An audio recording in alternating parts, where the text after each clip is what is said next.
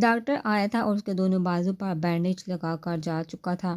گولی چاہے چو کر گزری تھی مگر اس کو تکلیف بہت تھی۔ چھوٹے ملک صاحب، میں ساری معلومات لے آیا ہوں۔ اس کے ہاتھ بندے نے اس کے پاس کھڑے ہوتے ہاتھ باندھ کر سر جھکا کر بڑے ادب سے اسے مخاطب کرتے ہوئے کہا تھا۔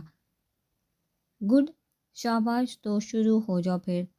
اذہان نے ہنستے ہوئے سامنے ٹیبل پر پڑے فروٹ باسکٹ میں سے ایپل اٹھا کر اس کی بانٹ لی تھی۔ چھوٹے ملک صاحب، لڑکی کا نام زارا درید ہے، جس کو گولی لگی وہ اس کی چھوٹی بہن علیحہ درید ہے، جو کہ پہلے سے ہی تھیلیسیمیا کی پیشنٹ ہے اور اب ہسپتال میں بڑی زندگی موت کی جنگ لڑی اور دکھ ہوا سن کر یار۔ اذہان نے صوفے سے اٹھ کر گلاس وال کے پاس کھڑے ہوتے ہوئے کہا، اور کچھ؟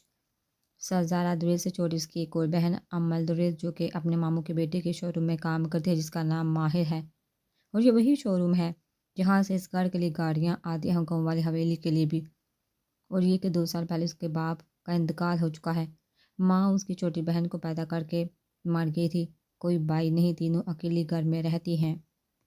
اور زارا درید ان کا صاحبان ہے، باپ بھی، بھائی بھی، ماں بھی۔ وہ کسی رٹے رٹائے طوطے کی طرح تفصیلات سے آگاہ کر رہا تھا، مطلب کوئی والی وارث نہیں۔ یار حق نماز، ہم کچھ کر بھی لیں تو کون سا کوئی پوچھے گا کہ لڑکی کو کفن بھی نصیب ہوا ہے یا نہیں؟ اذہان نے اپنے ہاتھ بندے کی طرف دیکھتے ہوئے کہکا لگا کر کہا تھا۔ چھوٹے ملک صاحب، میں جب ہسپتال پہنچا تو ڈاکٹر کو کہتے سنا تھا کہ اس کی بہن اس کی شکل دیکھنے کی خواہشمند ہے۔ وہ وینٹیلیٹر پر ہے۔ مجھے لگتا ہے کہ آپ کو حق نماز کو شاید زارا کے ساتھ جو ہونے والا تھا سوچ کر ہی ترس آیا تھا اس پر، اس لیے اس کے حق میں بول بیٹھا تھا۔ شٹ اپ حق نماز، تم سے مشورہ نہیں مانگا میں نے، جتنی اوقات ہے اتنا بولا کرو۔ پاپا کو کال کر کے کہو آج رات میں فارم ہاؤس سے رکوں گا، اپنے دوستوں کے ساتھ محفل کا بندوبست کرو۔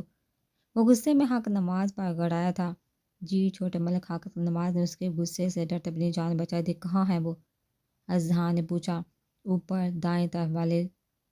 تم جا سکتے ہو اب، اور رات کو کوئی گڑبڑ نہیں ہونی چاہیے، اذہان نے کہتے ہوئے اپنے قدم زارا درید کے کمرے کی طرف بڑھائے تھے۔ وہ جیسے ہی کمرے میں پہنچا، وہ اپنے گرد بڑی سے چادر لپیٹے بیڈ کے ساتھ ٹیک لگائے 2 زانوں بیٹھی ہوئی تھی۔ اس کے وجود کو چادر میں لپٹے دیکھ اس کے ماتھے پر بال آئے تھے۔ زارا درید بھی اس کے بالکل سامنے کھڑا ہوتے ہلکی آواز میں پکارا تھا۔ زارا کی نظر اس کے پاؤں سے ہوتی ہوئی اس کے وجود پر پڑی تھی، جہاں وہ بغیر شرٹ کے اپنے دونوں بازو پر پٹیاں باندھے اس کے بالکل سامنے ماتھے پر اپنے بال بکھیرے شیطانی مسکراہٹ لیے کھڑا تھا۔ زارا نے اس کو شرٹ لیس دیکھ کر شدت سے اپنی آنکھیں بند کی تھی۔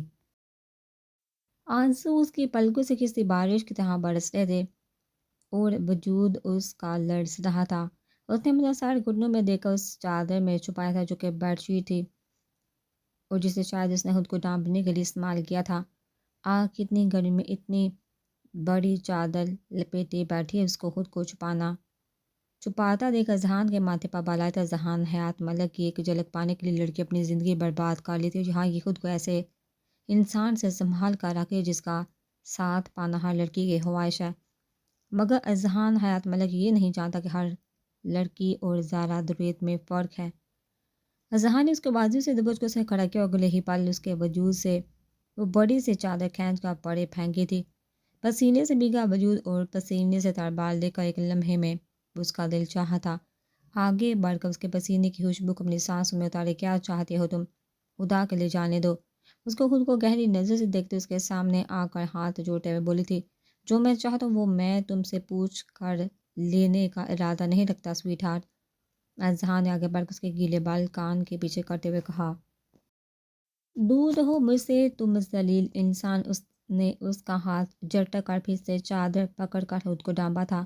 تمہاری ہمت بھی کیسے ہے اذہان، حیات ملک کا ہاتھ جھٹکنے کی؟ اذہان نے غصے سے گھراتے ہوئے اس کے بالوں کو مٹھی میں جگڑا تھا۔ زارا نے درد کی شدت سے آنکھیں بند کی تھی، سفید رنگت پر درد کی شدت کو محسوس کرتی سبز نسیں ابھری تھی چہرے پر، گھنی لمبی پلکیں گیلی ہوتی لرز رہی تھی۔ اذہان نے اس کے چہرے کو غور سے دیکھا تھا۔ وہ خود نہیں جانتا تھا وہ کیوں اس کو اتنی تکلیف پہنچا رہا ہے، کیوں اس کا رونا، اس کے آس پاس رہنا اسے مزہ دے رہا ہے۔ اس نے سوچتے ایک جھٹکے سے اس کے بال چھوڑے تھے۔ اس سے پہلے وہ لہرا کر زمین بوس ہوتی، اذہان نے اس کے جبڑے کو دبوچا تھا۔ تمہاری بہن کو گولی غلطی سے لگی، اگر تم مجھ پر فائر نہ کرتی اور میرے آدمیوں کے سامنے میری عزت کا جنازہ نہ نکالتی تو آج تم اپنی بہن کے پاس ہوتی۔ یہ جو درد ہے تم برداشت کر رہی ہو نا، یہ اذہان حیات ملک کو نقصان پہنچانے کا ہے۔ اذہان نے اس کا چہرہ اس کا جبڑا چھوڑتے ہوئے کہا، ویسے تمہاری بہن سنا ہے وینٹیلیٹر پر ہے۔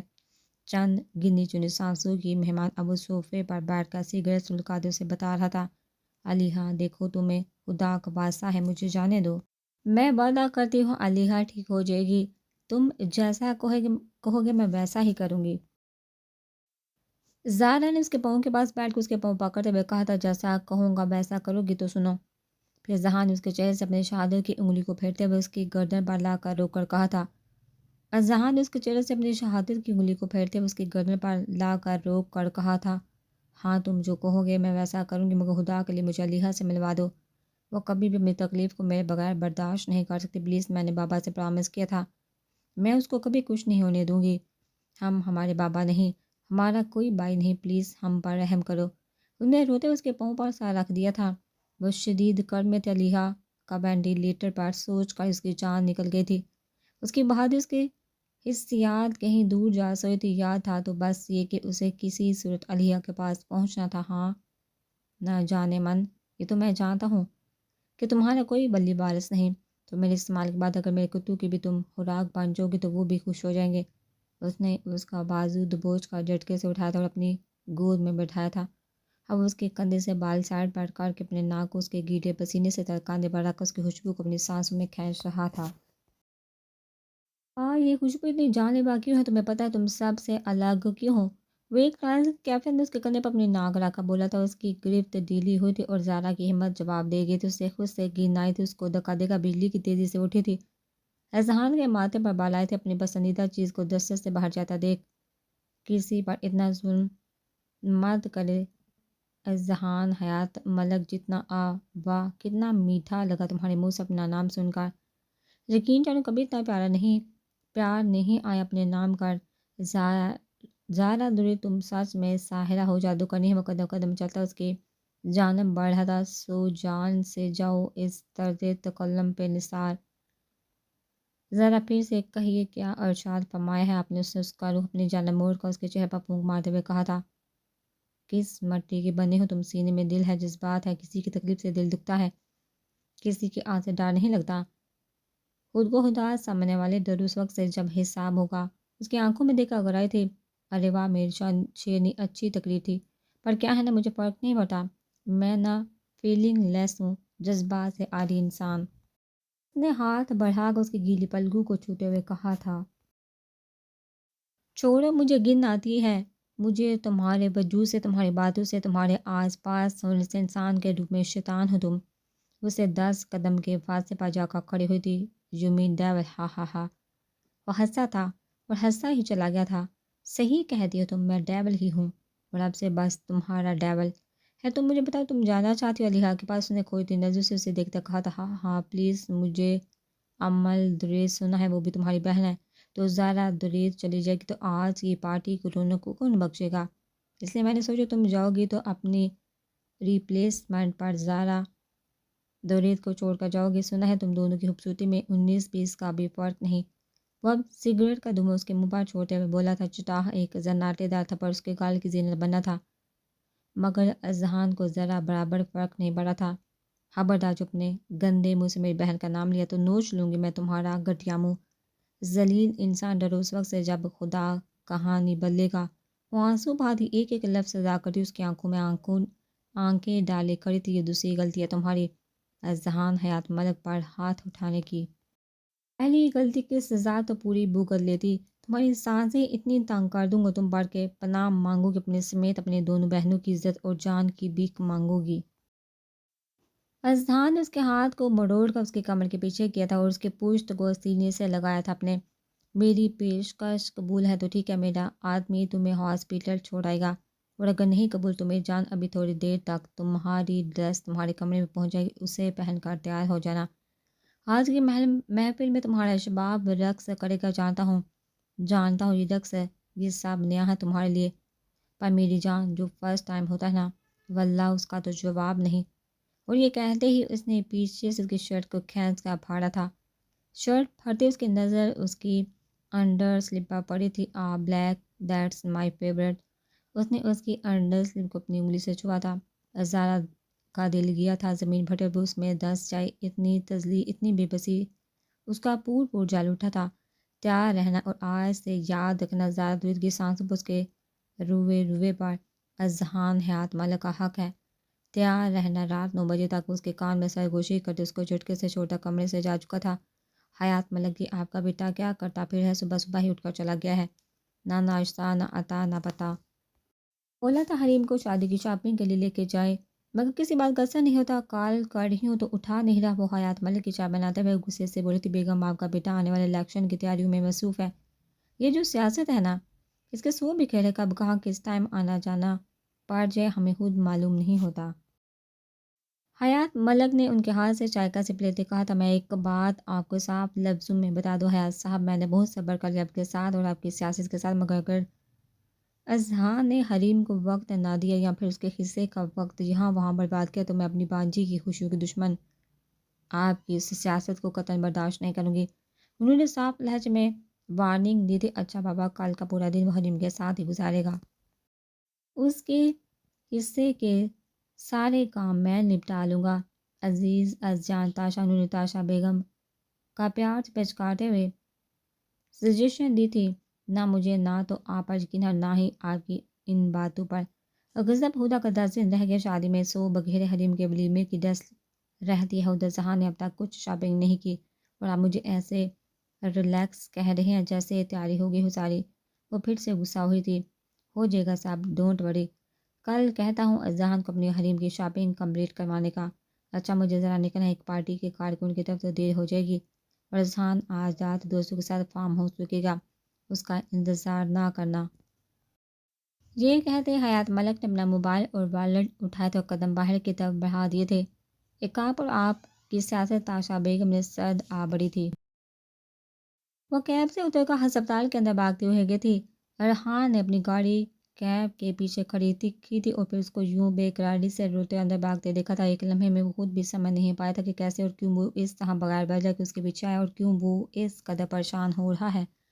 No Arhan, are you mad? What is دس؟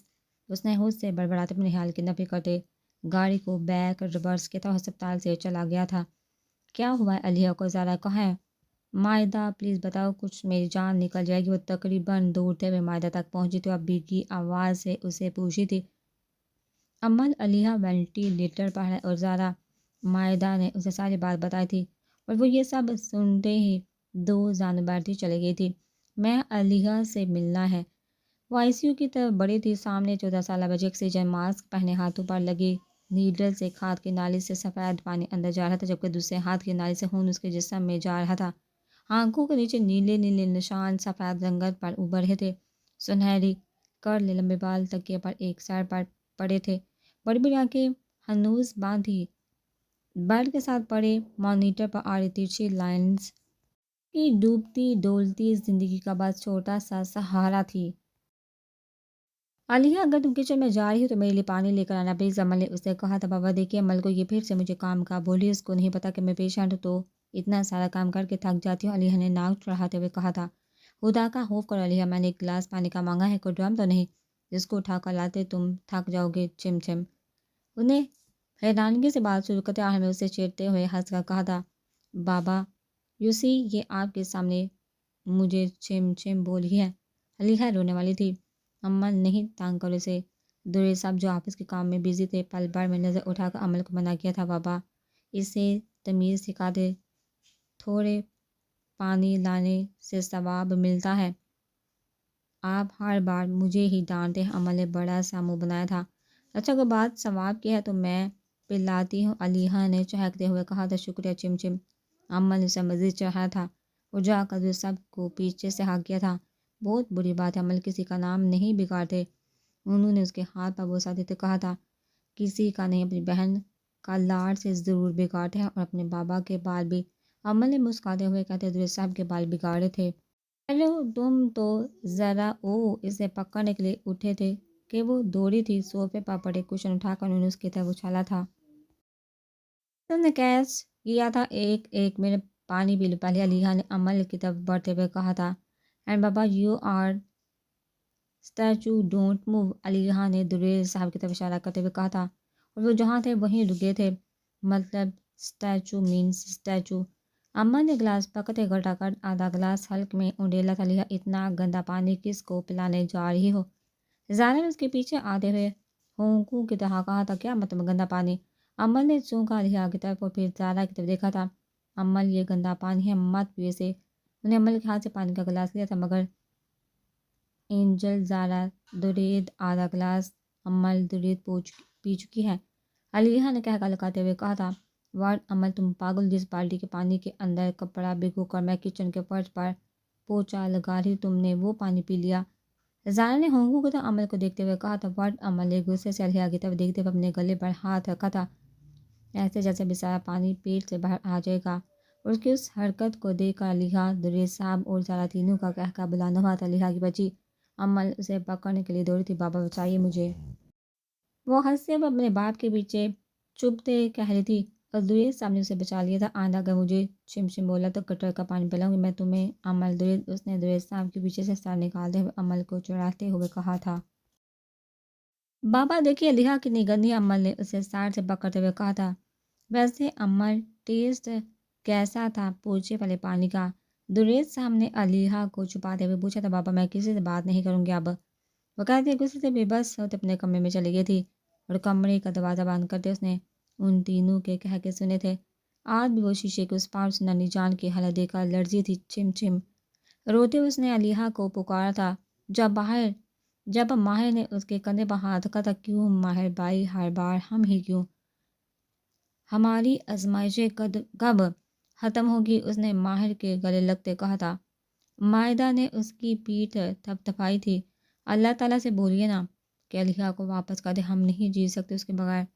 پہلے ماما پھر بابا پھر علیحا. وہ روتے ہوئے نڈال ہوتی. عمل کچھ نہیں ہوگا بیٹا، علیحا ٹھیک ہو جائے گی، دعا کرو. اللہ پاک کبھی بھی کمزوروں پر ظلم نہیں ڈالتے. ماہر نے اسے حوصلہ دیا تھا کہ اس کا خود کا یقین بھی پختہ نہیں تھا. چلیے ماہر بھائی، عمل نے اسے الگ ہوتے کہا تھا. کہاں عمل؟ مائدہ نے پوچھا. Police station. اس نے دو کہا تھا. عمل تم پاگل ہو، پولیس ہماری مدد کرنے کے پیچھے الٹا ہمیں پھنسائے گی. کہ زارا نے اذہان ملک پر فائر کیے ہیں. بچی ہو، تم نہیں جانتی باہر کی کالی دنیا کے بارے میں. گات لگائے بیٹھے یہاں قدم قدم پر بیٹھیے. وہ پولیس کیا کرے گی، الٹا ان سیاستدانوں سے ملی ہوتی ہے. ماہر نے اسے سمجھاتے ہوئے کہا تھا. تو کیا کروں میں؟ انتظار کرو علیحا کی سانسیں ختم ہونے کا، یا زارا کی لاش ملنے کا. وہ بھیگی آواز میں چلا دی. عمل پاپا سے بات کی ہے میں نے، وہ آ رہے ہیں. اور مائدہ کے پاپا کی بھی اچھی خاصی جان پہچان ہے. حیات ملک سے سب ٹھیک ہو جائے گا، ٹرسٹ میں. انہیں اسے پھر سے سمجھا تھا. کچھ ٹھیک نہیں ہوگا. زارا کو کچھ ہوا تو حیات ملک کا خاندان صبح کا سورج نہیں دیکھے گا. انہیں چلاتے ہوئے کہا تھا. عمل تم کچھ نہیں کرو گی، یہاں سے ہلوگی بھی نہیں. مائدہ نے اس کے سامنے آتے ہوئے کہا تھا. ماہر بھائی، آپ کی کار کیز چاہیے مجھے. انہیں ہاتھ آگے بڑھایا تھا. اور بس 2 گھنٹے دے دو مجھے، اس کے بعد بھی اگر میں کچھ نہ کر سکا تو میں تمہاری ہر بات مانوں گا، مگر بس 2 گھنٹے پلیز. ماہر نے منت کی تھی. ٹھیک ہے، میں ڈاکٹر سبحان سے مل کر آتی ہوں. عمل نے کہہ کر قدم ڈاکٹر سبحان کے کمرے کی طرف بڑھائے تھے. تو وہ پہلا انسان مرا ہوگا تو اذہان حیات ملک کا جنم ہوا ہوگا. نشرا نے کافی کپ میں ڈالتے ہوئے کہا تھا. جتنا تم مجھے فارغ سمجھتی ہو نا بنڈی، اتنا میں فارغ ہوں نہیں. اپنے علاقے کا MNA ہوں. اذہان نے بال میں انگلیاں چلاتے ہوئے کہا تھا. وہ نشرا سے ویڈیو کال پر بات کر رہا تھا. نشرا اس سے 3 سال چھوٹی تھی، مگر دونوں کی کافی گہری دوستی تھی. وہ اذہان کے چاچو کی بیٹی تھی. اس کے لیے وہ اس کی بہن، بیسٹ فرینڈ، اس کی کرائم پارٹنر صاحب تھی. اور لومڑ، یہ تمہاری بازو پر بینڈیج کیوں ہے؟ وہ سے فکر ہوتی. او یہ کچھ نہیں، بس ایک لنگڑی شیرنی نے فائر کیے ہیں. اذہان کی آنکھوں کے سامنے زارا کا اس پل کا چہرہ جب زارا نے اس پر فائر کیے تھے. اس کے لب خود بہت مسکرائے تھے وہ لمحہ یاد کر کے. تو پھر وہ لنگڑی شیرنی بچ گئی؟ نشرا نے سرد لہجے میں پوچھا. اذہان حیات ملک کبھی بھی اپنے دشمن کو وار کے بغیر نہیں چھوڑتا، کبھی اس قابل نہیں چھوڑتا کہ وہ اس پر پلٹ کر وار کر سکے. اور وہ تو پھر مریل سی شیرنی. اس نے مسکراتے ہوئے کہا تھا. تم خوش ہو اس لائف سٹائل سے اذہان؟ دوسروں کو تکلیف پہنچا کر کتنے پل کی خوشی میسر ہوتی ہے تمہیں. اس نے اسے کھوتی نظر سے کہا تھا. تم جانتی ہو جب میں کوئی ارادہ کرتا ہوں تو اس کو مکمل کرتا ہوں۔ اس نے ٹھوس لہجے میں کہا تو مجھے حق نواز صاحب بتا چکا ہے، چھوڑ دو اسے، کیا بگاڑا اس نے تمہارا؟ جو بھی ہوا اس نے اپنی بہن کی محبت میں کیا ہے۔ تمہیں رحم آنا چاہیے، کمزور لڑکیوں پر ظلم کرتے ہوئے مجھے ڈر لگتا ہے کل کو یہ سب لوٹ کر تم تک دوبارہ نہ پہنچ جائے۔ نشرا کو فکر ہوئی تھی۔ تم جانتی ہو میں اپنے کاموں میں مداخلت پسند کرنے کا قائل نہیں ہوں، اور یہ جو تم نے میرے پیچھے حق نواز نامی جاسوس چھوڑا ہوا ہے نا، اس کی تو میں… وہ غصے سے داڑا تھا۔ اسے اگر تم نے کچھ کہا تو میں تمہارے سینے پر گولی مار دوں گی۔ اس نے اس سے غصے سے آنکھیں دکھائی تھی۔ اگر حق نواز پوتے پوتی والا نہ ہوتا تو میں اسے سے تمہاری شادی کروا دیتا۔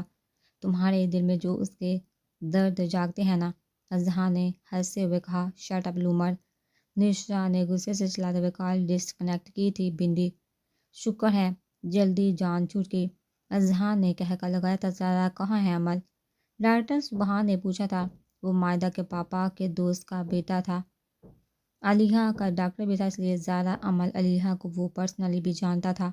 سبحان بھائی کچھ نہیں جانتی میں، اسے اغوا کیا گیا ہے، مگر ہماری بے بسی یہ ہے کہ ہم چاہ کر بھی کچھ نہیں کر سکتے۔ سبحان تم ہی سمجھاؤ یار، اسے بچوں جیسی باتیں کر رہی ہے تو ماہر نے اندر آتے ہوئے کہا تھا۔ کیا مطلب ڈاکٹر سبحان نے معاملہ نہ سمجھتے ہوئے پوچھا۔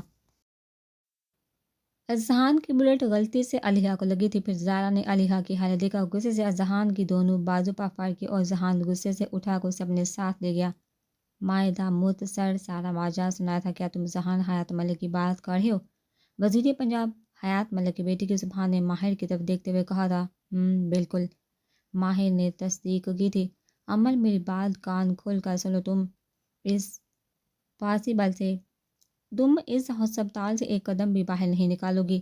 آئی سمجھ، اور مائدہ تم سائے کی طرح اس کے پیچھے رہو گی۔ میں امید کرتا ہوں عمل تم کوئی بیوقوفی نہیں کروں گی۔ میں اپنے چینل کے سی او سے بات کرتا ہوں، اس کے ریسورسز ہیں حیات ملک کے ساتھ، کیونکہ ایک بار جب میں نے اپنے ٹاک شو میں اس کے خلاف ثبوت دکھائے تھے تو وہ کافی برقع تھا۔ اس نے چینل بند کروانے کی دھمکی دی تھی کہ ہمارے چینل کے سی او نے ساری بات سنبھالی تھی، میں بھی وہ ہماری کچھ مدد کر سکے۔ سبحان نے عمل کو تسلی دی تھی۔ سبحان بھائی آپ تو جرنلسٹ ہیں، اینکر ہیں، میڈیا کی بہت پاور ہے، آج کے دور میں آپ لائیو ٹاک شو کر کے زارا کو بازیاب کروا سکتے ہیں۔ عمل نے اپنی بیگی آنکھیں صاف کرتے ہوئے کہا تھا۔ عمل سب اتنا آسان ہے جتنا تم کہہ رہی ہو، ہمارے پاس اس کے خلاف کوئی ثبوت نہیں، ہم چاہ کر اس پر ہاتھ نہیں ڈال سکتے۔ اس کا باپ ریپسٹ ہے، سیاست کی آڑ میں درجنوں قتل کر چکا ہے، کالا دھندا دن دہاڑے چلاتا ہے، میں چاہ کر بھی اس کے خلاف ثبوت اکٹھے کرنے میں اب تک ناکام رہا ہوں۔ باپ اتنا اسٹرانگ اور یہ سب کرتا پھر ہے تو یقیناً بیٹا بھی ایسی سرگرمیوں میں ملوث ہوگا۔ سبحان نے عمل کو حقیقت بتائی تھی۔ وہ اسٹرانگ ہے مگر خدا تو نہیں، عمل نے چیختے ہوئے کہا تھا۔ جو اسے نہیں عمل ہو، اس سے کام لینے کا وقت ہے، یہ سبحان نے نرم لہجے میں کہا تھا۔ سبحان ٹھیک کہہ رہے، ہم اپنی اپنی جگہ کوشش کریں، انشاءاللہ زارا کو کچھ نہیں ہوگا، تم دعا کرو بس، ماہر نے عمل کے سر پر ہاتھ رکھتے ہوئے کہا تھا۔ اسی ٹائم عمل کو سنان کی کال آئی تھی، اور اس نے ان سے ایکسکیوز کرتے ہوئے اس کی کال اٹینڈ کی تو وہ روتے ہوئے اسے خود پر گزری داستان سنا گئی۔ عمل تم فکر مت کرو، میں آتا ہوں ہاسپٹل۔ سنان نے اسے تسلی دیتے ہوئے کال کاٹی تھی، اور عمل کے قدم دوبارہ سے آئی سی یو کی طرف علیحہ کو دیکھنے کے لیے بڑھے تھے۔ مجھے تمہارے سامنے آنے سے ڈر لگ رہا ہے علیحہ، ڈر لگ رہا ہے اس بات سے کہ کہیں میری آنکھیں نہ تر جائیں، کہیں میرا دل نہ بند ہو جائے، کہیں میرے قدم نہ مجھے سہارا دینے سے انکار کر دے۔ ہاں میں نہیں آنا چاہتی تمہارے سامنے، نہیں ہے ہمت وہی درد دوبارہ برداشت کرنے کی۔ اللہ پاک پلیز اذہان کے دل میں رحم ڈالے۔ آنسو بہاتی چکراتے سر سے دعا مانگ رہی تھی اور نڈھال ہو رہی تھی۔ علیحہ کا غم اسے اندر ہی اندر کھائے جا رہا تھا۔ یہ تمہارے کپڑے آدھے گھنٹے میں تیار ہو کر باہر آئے، وہ چھوٹے ملک صاحب کا حکم ہے، اور اگر تم آدھے گھنٹے کے اندر باہر نہ نکلی تو تمہاری بہن، چھوٹی بہن، اس محفل کی زینت بنے گی، چھوٹے ملک صاحب کا کہنا ہے۔ وہ رو رہی تھی جب ایک لمبی مونچھوں والا تگڑا آدمی اندر آ کر ایک کپڑوں والا شاپ پر بیڈ پر رکھتے ہوئے بولا تھا، الٹے قدموں واپس مڑا تھا۔ سارا کتنی دیر بےیقینی سے بیڈ پر پڑے کپڑوں کو دیکھتی رہی تھی، پھر لڑکھڑاتے قدموں سے اس نے شاپر میں موجود ڈریس نکالی تھی، ایک چھوٹی سی چولی جس کی بیک سر پر ڈوریاں تھیں اور ساتھ جینز۔ وہ اس بے مطلب ڈریس کو دیکھ کر لرزی تھی۔ اس محفل اس میں موجود غلیظ نظروں کو سوچ کر اس کا دل کیا خود کو ختم کر لیا۔ اس نے ڈبڈباتی نظروں سے گھڑی کو دیکھا تھا، جہاں 15 منٹ مزید گزر چکے تھے، انہیں وہ ڈریس اٹھا کر زمین پر پٹکی تھی۔